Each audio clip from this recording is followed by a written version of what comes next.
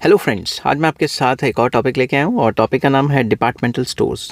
तो इस वीडियो में मैं आपके साथ डिस्कस करूँगा डिपार्टमेंटल स्टोर्स क्या होते हैं, उनके फीचर्स वगैरह क्या है, मेरिट डीमेरिट सब कुछ डिस्कस करूँगा। जिस हिसाब से आपने पेपर में लिखना है मैंने उसी हिसाब से ये क्वेश्चन को अटैम्प्ट किया हुआ है। तो चलिए विदाउट वेस्टिंग एनी टाइम शुरू करते हैं। शुरू करने से पहले सिर्फ एक चीज़ बता दूँ कि इस चैप्टर के सारे लिंक्स आपको इस वीडियो की डिस्क्रिप्शन में मिल जाएंगे। और अगर ये वीडियो आप AI वॉइस में सुन रहे हैं तो आप मेरी रेगुलर वॉइस में, नॉर्मल वॉइस में ये वीडियो सुन सकते हैं। वीडियो की सेटिंग्स में जाके आप ये सेटिंग्स चेंज कर सकते हैं। चलिए शुरू करते हैं। अ departmental store is a large size retail establishment consisting of several departments each dealing in one line of goods. तो डिपार्टमेंटल स्टोर एक लार्ज साइज रिटेल इस्टेब्लिशमेंट है, बड़ी दुकान है, बड़ा शोरूम है जो कि जिसके अंदर सेवरल डिपार्टमेंट्स होते हैं और हर एक डिपार्टमेंट एक लाइन ऑफ गुड्स को बेचता है। All departments are located in one building and function under centralised management and control. सारे के सारे डिपार्टमेंट्स एक ही बिल्डिंग के अंदर होते हैं और एक ही मैनेजमेंट उनको कंट्रोल करती है। ठीक है, मतलब जनरल मैनेजर होगा या कोई इस टाइप का मैनेजर होगा जो सबको देख रेख करेगा। ठीक है, अब जब आपको पेपर में ये आए आपने मीनिंग के साथ साथ एक आधी डेफिनेशन भी लिख देनी है, जिससे डेफिनेशन लिखने से इंप्रेशन अच्छा पड़ता है और नंबर अच्छे आते हैं। ठीक है, तो डेफिनेशन पहली इसकी डेफिनेशन है, according to Clark and Clark a departmental store is that type of retail institution which handles a wide variety of merchandise under one roof with the merchandise of grouped into well defined departments which is centrally controlled। वो भी यही कहते थे कि एक departmental store वो store है जहाँ पे एक रिटेल बिजनेस चलाया जाता है और ये वैरायटी ऑफ जो मर्चेंडाइज मतलब वैरायटी ऑफ गुड्स में डील करता है। एक ही रूफ के अंदर ये सारे के सारे आ जाते हैं और सारी की सारी ये जो डिपार्टमेंटल स्टोर है इट इज़ सेंट्रली कंट्रोल्ड, ये सेंट्रली कंट्रोल्ड रहता है। ठीक है, according to S.E. Thomas a departmental store is a large retail establishment having the same building, एक ही बिल्डिंग है, अ नंबर ऑफ डिपार्टमेंट्स, काफ़ी डिपार्टमेंट्स हैं, each of which confines its activities to one particular branch of trade and performs a complete unit in itself. इसमें कई departments हैं, हर एक department एक पर्टिकुलर चीज़ रखेगा और उसी से डील करेगा और सारा का सारा जो एक कंप्लीट यूनिट होगा वो डिपार्टमेंटल स्टोर। ठीक है, फिर फिलिप कॉटलर का क्या कहना था, A departmental store carries several product lines, typically clothing आ जाते हैं या होम फर्निशिंग्स आ जाती हैं या फिर हाउस होल्ड गुड्स आ जाते हैं उनमें, where each line is operated as a separate department manage by specialist merchandisers. तो वो कहते थे डिपार्टमेंटल स्टोर में कई लाइन ऑफ प्रोडक्ट्स आ जाते हैं, जैसे कपड़े आ गए, होम फर्निशिंग्स आ गई या फिर हाउस होल्ड गुड्स आ गए। तो हर एक डिपार्टमेंट को एक स्पेशलाइज बंदा हैंडल करता है और सारे के सारे डिपार्टमेंट्स को हैंडल करने वाला एक ऊपर उनका जनरल मैनेजर भी होता है। तो कहने की बात ये है कि ओवरऑल अगर सारी डेफिनेशंस को कंक्लूड करें तो डिपार्टमेंटल स्टोर के अंदर कई लाइन ऑफ प्रोडक्ट्स मिल जाते हैं और डिफरेंट डिपार्टमेंट्स होते हैं और ये लार्ज स्केल पे काम चलता है। ठीक है, अब इसके करेक्टरिस्टिक्स या फीचर्स क्या हैं? द एसेंशियल करेक्टरिस्टिक्स और features of departmental store are, number 1, large size बहुत बड़ा होता है। A departmental store is a large scale retail organisation, ये एक लार्ज स्केल रिटेल ऑर्गेनाइजेशन है, छोटे लेवल पे काम नहीं करती। Central location, a departmental store is located in main market में खुला होगा, कहीं छोटी मोटी जगह नहीं होगी। All the departments are organised under one roof in a large building, बड़ी बिल्डिंग होगी, सारे के सारे डिपार्टमेंट्स एक ही रूफ के नीचे होंगे, एक ही छत के नीचे, मतलब एक ही बिल्डिंग में सारा काम चल रहा है। Wide range of goods, it provides a large variety of merchandise from pin to plane at one place. तो ये कहावत है कि सुई से लेकर जहाज़ तक एक ही रूफ के नीचे मिल जाएगा, एक कहावत है, मतलब मोस्ट ऑफ द प्रोडक्ट्स उनके पास अवेलेबल रहते हैं। नेक्स्ट आ जाता है specialisation. A departmental store is divided into several departments, उनके अंदर कई डिपार्टमेंट्स होते हैं, each specialising in one line of products. जैसे कॉस्मेटिक्स का अलग खोल लिया उन्होंने, कपड़ों का अलग खोल लिया और हॉजरी का अलग खोल लिया, ऐसी डिफरेंट डिपार्टमेंट्स होते हैं जहाँ पे वन लाइन ऑफ प्रोडक्ट्स मिलते हैं। नेक्स्ट, अट्रैक्टिव अपीयरेंस, उन्होंने काफ़ी सजा के सामान रखा होता है ताकि कस्टमर देखते ही खरीद ले। अ departmental store is housed in an impressive building which is fully furnished and well decorated. तो अट्रैक्टिव वे में अपीयरेंस होती है सारे सामान की ताकि लोगों को देखते ही इंप्रेशन पड़े और वो ख़रीद लें। नेक्स्ट आ जाता है unified management. All departments function independently, सारे डिपार्टमेंट इंडिपेंडेंटली फंक्शन करते हैं but they are under a centralised management and control. But सारे डिपार्टमेंट को हैंडल करने के लिए एक मैनेजमेंट बनाई जाती है और उनको एक ही बिल्डिंग में रह के सबको कंट्रोल किया जाता है। Purchases are centralised to obtain the advantages of large scale and expert buying. जो भी परचेजेस होंगे वो सेंट्रलाइज तरीके से किए जाएंगे, डिपार्टमेंट खुद नहीं अपना सामान मंगाएगा, ये पूरा का पूरा जो वेरियस डिपार्टमेंट्स हैं वो अलग अलग डील नहीं करेंगी परचेजेस में, एक ही कमेटी होगी, वही सारा का सारा सामान खरीदेगी, एक ही मैनेजमेंट होगी जो सारा का सारा सामान परचेज करेगी बल्क में ताकि सस्ता मिल सके। Next, amenities and services. A departmental store offers restaurant, post office, banks and other facilities to customers to make shopping comfortable. वो अपनी शॉपिंग को कंफर्टेबल बनाने के लिए बीच में कोई छोटा सा रेस्टोरेंट भी खोल सकते हैं, छोटा सा पोस्ट ऑफिस का मतलब है कि कोरियर वगैरह कराने की सर्विसेज खोल सकते हैं, बैंकिंग का कोई उन्होंने ATM वगैरह खोल लिया, ठीक है। इस हिसाब से फैसिलिटीज़ देंगे कि कस्टमर को सामान ख़रीदना आसान पड़े, ठीक है। नेक्स्ट आ जाता है एक्सटेंसिव एडवर्टाइजिंग। मशहूरियाँ बहुत करते हैं ताकि लोग अट्रैक्ट हों। In order to attract customers in large numbers a departmental store makes extensive use of advertising. मशहूरियों का बहुत ज़्यादा इस्तेमाल करते हैं, मशहूरियाँ कर करके अपना सामान बेचते हैं, ठीक है, ताकि कस्टमर्स भागे चले आएँ। Huge investment. Next point, a departmental store requires huge investment of money. काफ़ी ज़्यादा पैसा इन्वॉल्व होता है इसमें, ऐसे नहीं कि छोटे मोटे पैसे से आपने स्टार्ट कर दिया। अब इसमें आ जाता है कि ऑर्गेनाइजेशन ऑफ डिपार्टमेंटल स्टोर्स, किस तरीके से उनको ऑर्गेनाइज किया जाता है। Huge amount of capital is required to establish a departmental store. Departmental store को खोलने के लिए बहुत ज़्यादा पैसा चाहिए, बहुत ज़्यादा कैपिटल रिक्वायर्ड है। Therefore it is generally organised in the form of joint stock company. इसलिए ज़्यादातर इस टाइप के स्टोर को जॉइंट स्टॉक कंपनी के रूप में खोला जाता है, वो काफ़ी कंफर्टेबल रहता है। अब जॉइंट स्टॉक कंपनी क्या है ये मैं ऑलरेडी अपने वीडियोज़ में एक्सप्लेन कर चुका हूँ। The overall management and control lies in the hands of board of directors and chief executive. सारी की सारी मैनेजमेंट जो है किनके हाथों में होती है, बोर्ड ऑफ डायरेक्टर्स के हाथ में, और जो चीफ एग्जीक्यूटिव है या चीफ एग्जीक्यूटिव ऑफिसर है उस कंपनी का, उसके हाथ में। The store is divided into several sections like merchandise. Store को काफ़ी सेक्शंस में डिवाइड किया जाता है जहाँ गुड्स एंड सर्विसेज या गुड्स बिकें, या टेक्निकल स्टाफ हो, अकाउंट्स का डिपार्टमेंट अलग है, सेक्रेटेरियल या फिर बिल्डिंग सेक्शन एट्सेट्रा, मतलब वेरियस टाइप के डिपार्टमेंट्स इसमें होते हैं। ईच सेक्शन और division consist of a number of related departments. हर एक जो लाइन है या हर एक सेक्शन है उसमें कई डिपार्टमेंट्स होते हैं।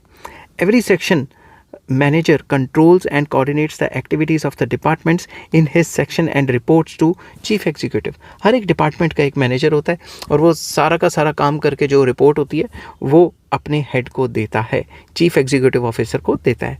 The head of every department is accountable to the concerned section manager for the efficient working of the department. अच्छी तरीके से डिपार्टमेंट चले इसके लिए हर एक जो मैनेजर है वो अपने डिपार्टमेंट का जो हेड है वो टाइम टू टाइम स्टेप्स लेता रहता है और अपने नीचे वाले जो मैनेजर्स हैं उनको टाइम टू टाइम काम करवाता रहता है ताकि वो उनसे अच्छे से काम ले सके और काम अच्छे तरीके से चलता रहे, क्योंकि जिम्मेदारी है उस डिपार्टमेंट में जो भी काम होगा उसकी, ठीक है। Under a departmental head there are several shop assistants and sales person. Departmental head के अंडर कई शॉप असिस्टेंट्स आ जाते हैं और सेल्स पर्सनल्स या सेल्स पर्सनस आ जाते हैं जो कि ये काम करते हैं, ठीक है। तो कहने की बात ये है कि डिपार्टमेंटल तरीके से काम होता है पूरा का पूरा और हर एक जगह पे चेक्स एंड बैलेंसेस होते हैं कि देखा जाए कि कोई मतलब हेर फेर तो नहीं हो रही, कोई बेईमानी तो नहीं चल रही या कोई काम चोरी तो नहीं कर रहा।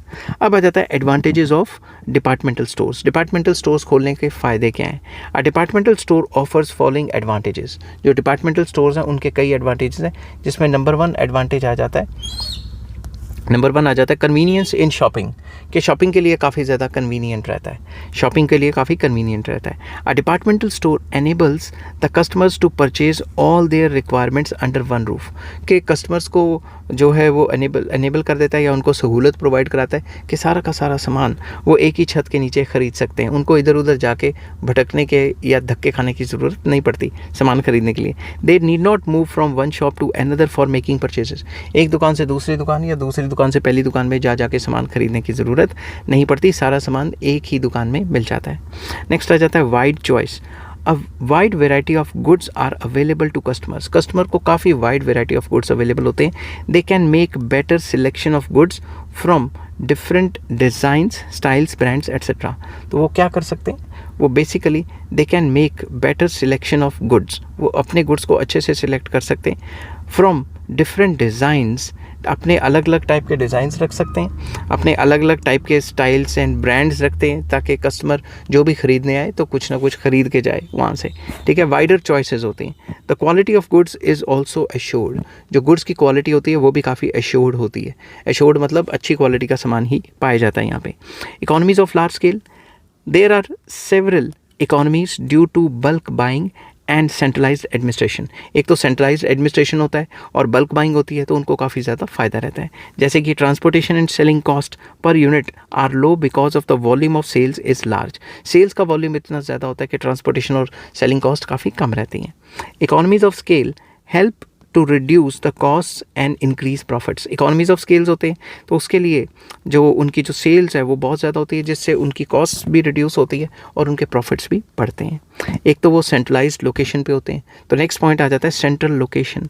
अ departmental store is generally located in the heart of the city, एकदम शहर के सिटी के बीच में होता है। It is easily accessible to customers and it can attract customers from all over the city। वो पूरी सिटी से कस्टमर्स को अट्रैक्ट करते हैं, ऐसी जगह पे वो खुले होते हैं, तो उनका जो है सेल काफ़ी ज़्यादा रहती है। नेक्स्ट आ जाता है services. Customers gate several facilities like restaurant वहाँ पे मिल जाते हैं, रिक्रिएशन की एक्टिविटीज़ मिल जाती हैं, रीडिंग रूम मिल सकता है, कोरियर सर्विसेज जिनको पोस्ट ऑफिस कह सकते हैं या बैंकिंग सर्विसेज वहाँ मिल जाएंगी। ये सारी चीज़ें फ्री ऑफ कॉस्ट भी मिल सकती हैं, समझ की बात। तो वैसे तो थोड़ा सा चार्ज करते हैं। These facilities make shopping a pleasure. ये सारी फैसिलिटीज़ जब प्रोवाइड करवाई जाती हैं एक ही छत के अंदर तो कस्टमर्स को मज़ा आता है और वो इधर उधर दुकानों पे नहीं जाता, सिर्फ एक ही जगह पे जाता, सारा सामान खरीद के आता है। Some departmental stores are also offer credit and home delivery services to customers. तो कुछ डिपार्टमेंटल स्टोर्स क्रेडिट की फैसिलिटी भी दे देते हैं और होम डिलीवरी भी कर देते हैं कस्टमर्स की। नेक्स्ट आ जाता है economy in advertising. Customers entering a departmental store are attracted by attractive layouts or layouts and open display of goods। Basically ये जो डिपार्टमेंटल स्टोर्स हैं ये काफ़ी बड़े बड़े डिस्प्ले लगाते हैं, काफ़ी बड़ी बड़ी एडवर्टाइजमेंट्स करते हैं कि हमारे पास आओ, इतने % ऑफ, 2 साबुन के साथ 2 फ्री, एक के साथ इतना फ्री, ऐसे ऐसे करके अट्रैक्ट करने की कोशिश करते हैं। One department serves as an advertisement for other departments. एक डिपार्टमेंट पे आप जाएंगे ना डिपार्टमेंटल स्टोर के, तो वो दूसरे डिपार्टमेंट की तरफ आपको खींचेगा, क्योंकि एक डिपार्टमेंट में दूसरे डिपार्टमेंट की जो चीज़ें उनके बारे में बता देते हैं ताकि वो अब आए एक बार तो सारा सामान खरीद के जाए। Such mutual advertising helps in increasing sales turnover. इससे ओवरऑल जो सेल्स टर्नओवर है वो बढ़ता है। नेक्स्ट आ जाता है efficient management, very important. Management अच्छी है तभी तो प्रॉफिटेबल है। A departmental store can employ highly skilled and experienced managers। काफ़ी skilled और efficient managers को वो अपने पास रखते हैं। These experts help to improve the efficiency of operations। ये जो expert बंदे हैं ये efficiency बढ़ा के रखते हैं, जो भी काम होता है उसमें ज़्यादा से ज़्यादा efficiency लेके आते हैं। A departmental store can also spend huge amount of money on sales promotion। Sales को बढ़ाने के लिए ये काफ़ी ज़्यादा खर्चा कर देते हैं। The performance of each department can be separately evaluated. हर एक डिपार्टमेंट की जो परफॉर्मेंस है उसको सेपरेटली भी इवेल्यूएट किया जाता है। अब आ जाते हैं एडवांटेजेस के बाद डिसएडवांटेजेस क्या हैं डिपार्टमेंटल स्टोर्स के। अ departmental store suffers from the following limitations. उसमें फॉलोइंग खामियां रहती हैं। सबसे पहली खामी क्या है? High cost of operations. Operations की जो कॉस्टिंग है वो बहुत ज़्यादा होती है। A departmental store requires a large building at a central place. क्यों?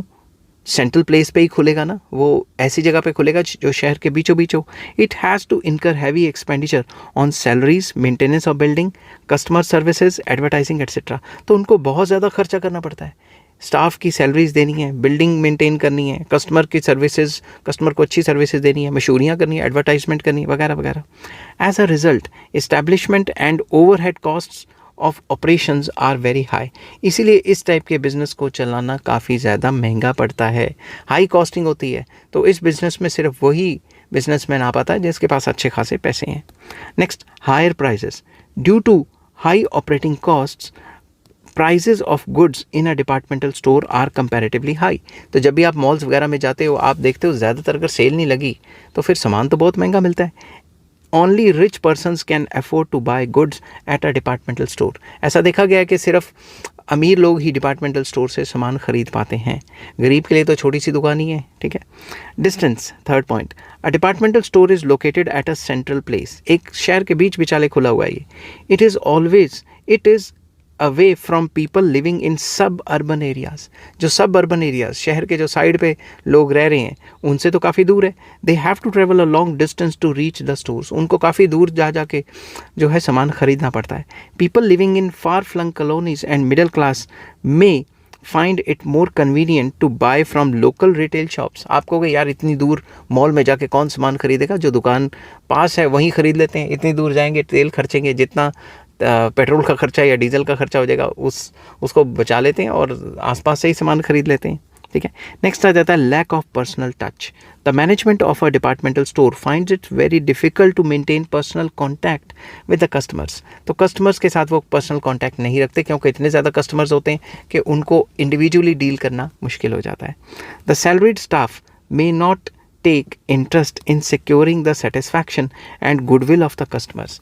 तो कस्टमर्स की गुडविल बनी रहे, उसके लिए सैलरीड बंदा इतना ज़ोर नहीं लगाएगा जितना ओनर लगाता है। स्मॉल शॉप्स या स्मॉल रिटेलर्स के जो ओनर्स हैं, जो खुद दुकान चलाते हैं, वो काफ़ी अच्छी कस्टमर सर्विस देंगे, बजाय इसके कि जब आप बड़े बड़े मॉल में जाओगे आपको इतनी अच्छी सर्विस नहीं मिलेगी। रीज़न बीइंग उनको क्या फ़र्क पड़ रहा है आप आओ ना हो, क्योंकि उनके पास कस्टमर बहुत ज़्यादा है। Next, difficulty in coordination.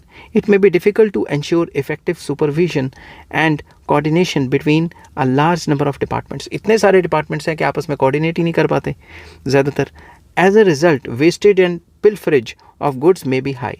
तो जब आपस में कोऑर्डिनेट नहीं कर पाएंगे तो गुड्स की या सर्विसेज की या फिर जो रिसोर्सेज हैं उनकी वेस्टेज बहुत ज़्यादा होगी। कस्टमर्स में मिसयूज़ लिबरल एमिनिटीज़। तो कस्टमर्स भी मिसयूज़ कर सकते हैं लिबरल एमिनिटीज़ को, कि जैसे मान लो फ्री का स्टॉल लगा दिया कि चलो टेस्ट करके ख़रीद लो, तो कस्टमर जा के खाते रहेंगे, ख़रीदेंगे है नहीं सामान, बहुत कम खरीदेंगे। तो उसके बाद डिफ़िकल्ट टू इस्टेब्लिश, क्योंकि काफ़ी पैसा चाहिए। A large amount of capital investment and a large number of specialised persons are required to establish a departmental store. एक डिपार्टमेंटल स्टोर को खोलने के लिए काफ़ी बड़ा पैसा चाहिए और large number of specialised persons चाहिए, जो कि काफ़ी मुश्किल हो जाते हैं ढूंढने। There is limited scope of departmental stores in developing countries like India. India जैसी कंट्री में जो डिपार्टमेंटल स्टोर्स हैं उनका स्कोप काफ़ी कम है। आने वाले टाइम पे बढ़ जाए तो ये बात अलग है, मगर अभी फ़िलहाल के लिए काफ़ी कम है। नेक्स्ट है high risk. Due to central location and large scale operations, risk of loss is very high. जो रिस्क है काफ़ी ज़्यादा होता है, क्योंकि इनका जो लोकेशन है सेंट्रलाइज्ड है, इनको काफ़ी ज़्यादा रेंटल खुद का नहीं है, तो रेंट वगैरह काफ़ी ज़्यादा देना पड़ता है लार्ज स्केल पे ऑपरेशन करने। Changes in taste and preference या taste and fashion and market fluctuations may lead to heavy losses. अचानक लोगों का टेस्ट एंड प्रेफरेंस चेंज हो गया तो इनको काफ़ी लॉस झेलना पड़ेगा। एग्जांपल के तौर पे आजकल लोग रिटेल में जाने, रिटेल की जो बड़े बड़े डिपार्टमेंटल स्टोर्स हैं उसमें जाना कम प्रेफर करते हैं कि घर में ही सामान आ जाएगा। ब्लिंकिट है और भी के रिटेल जो हैं वो घर पे ही सारा सामान दे देते हैं, तो फिर इतनी दूर क्यों जाना और अपना जाके घर से निकलना फिर आना, तो कईयों को ये प्रॉब्लमेटिक लगता है। ठीक है, तो ये था आपके साथ डिपार्टमेंटल स्टोर्स का पूरा लॉन्ग क्वेश्चन। अगर आपको ये वीडियो पसंद आती है तो please like, share and subscribe. Take care, bye bye.